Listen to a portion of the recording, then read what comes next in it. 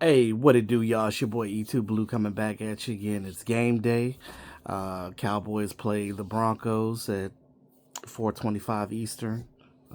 Whatever it is, Pacific time over there, 'cause it's 3 hours behind. I was at the Pacific Northwest, where the altitude is ridiculous. We'll talk about that in a minute. That's going to be another challenge for the Cowboys. Um, for those that have never played there, that is. Coming in this game, Cowboys are 3-3-1, and the Broncos are 5-2. So this is going to be a battle of the best offense versus primarily the best defense. So something's got to give, right? And the biggest thing is what our defense is going to how they're going to show up today. I'm definitely not worried about our offense. I know that Clayton Adams and them are going to make their adjustments and make their changes and do what they need to do, and utilize the weapons that we have on offense, because it's tight end day. So if you got Jake Ferguson, or if you got a tight end on your team, for any other team, start them today. Today is tight end day. Tight ends should be able to go off today, especially for the Cowboys. Those seam routes are going to be open for the Cowboys, so Fergie should eat today. It should be another 2 touchdown day for him. So I have him in fantasy, so I will utilize him. I also have Travis Kelsey too, but I, they're playing Washington tomorrow night. But I don't know. I want my points now, so I'm gonna go ahead and start Fergie, because he's been more consistent, I would say. Um, which is funny, because people will always say that Travis is a better tight end than Ferg, but whatever. I mean, your production depends on how your team plays too. So especially at the tight end, you see what happened with Fergie last year, how he didn't score because of everything that was going on, and how our coach at the time was coaching things. But like I said, it all depends on how you're running your offense. That is primarily how you utilize your tight end, is how his production goes, no matter how good or bad he is. That's just the way it goes. But Cowboys have a challenge with, one, the altitude, right? Coming into this game, the Mile High Stadium. Like, I've never been to Colorado before, but clearly that altitude, I guess it thins your blood or something like that, where like it makes you out of breath faster, which is why those guys have to be on the sideline sucking up oxygen. Now, Javonte Williams played with the Broncos before, so he understands how to play up there, and I'm sure that he told his teammates and things of that nature how to prepare for that. Um, it is going to be difficult just in that aspect, right?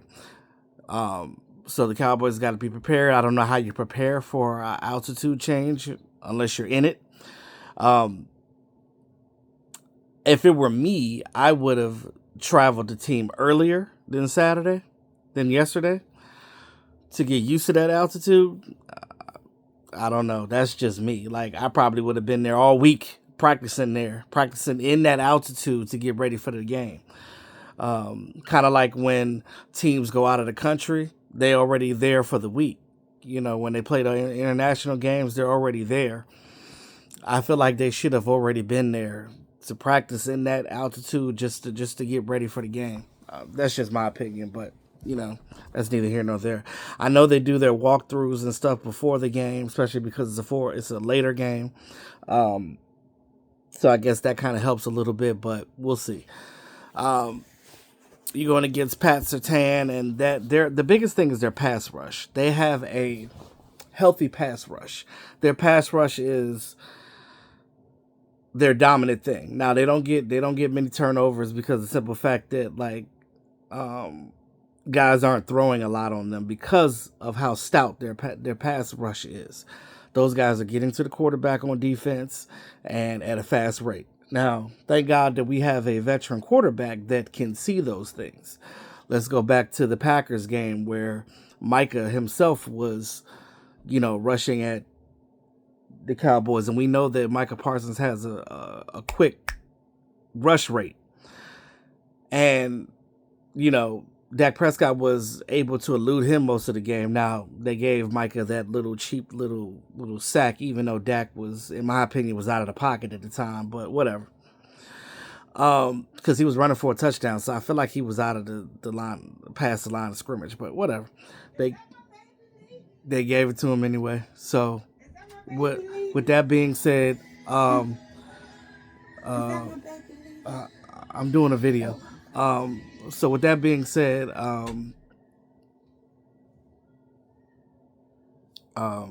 sorry, my mother threw me off guard. Asked me something about my child, but anyway, yeah, my son performed at church today, so he led the choir, so she's excited about that. But yeah, so yeah, Dak's ability to evade the pocket and move around is going to be pivotal in this game. He's going to have to use his legs a lot. He's going to have to move around to throw the ball, get the ball out quick, and sometimes he might have to run himself depending on if there's nobody open. Now, with our receivers, now you got Pat Surtain out there. They got another guy out there. I forget his name. He's good too. Their other corner. And I guess that's why most teams, when they throw to that guy because they think that Pat Surtain is better than the other guy. So they're not trying to throw to Pat. So, but they also haven't had or gone against a offense as stout as ours yet this season. So with the weapons that we have on the outside, it's kind of like, pick your poison. So I think this is going to be a, depending on who they try to bracket and shut down, it could be a George Pickens day. It can be a Turpin game. We know Ferg is more likely going to eat. I mean, hell, they might have Flo out there doing some things. Hey, maybe even Tolbert, because I know sometimes in games when CeeDee Lamb is jammed up, Tolbert steps up. And I know a lot of you guys don't like Tolbert. I'm sorry. But Tolbert steps up when he needs to. So I do give him that. So there's that. Now, on our defense, the biggest thing is Bo Nix. Now, his weakness is reading defenses, right? So if Eberflus is smart, he's going to switch some things up in this game.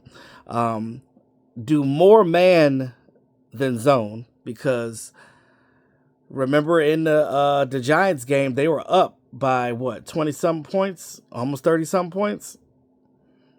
And then they allowed the Broncos to come back on them in the fourth quarter. What changed? Well, they went from man and went strictly to zone defense. And that's what happened.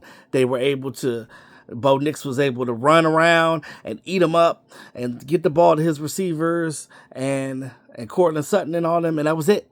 They were able to score and do their thing and come back and win that game by 1 point at the last minute field goal. So, if the Cowboys are smart and learn from the Giants' mistakes, don't do that. If you're going to play something that works on defense, continue to do it. And offense, if you're up in the game, keep your foot on the gas. Don't let off, because these Broncos are good enough to come back and win the game. We've seen them do it. They're 5-2 for a reason. This is a good Broncos team. They know how to play. They got a great coach in Sean Payton. So, again,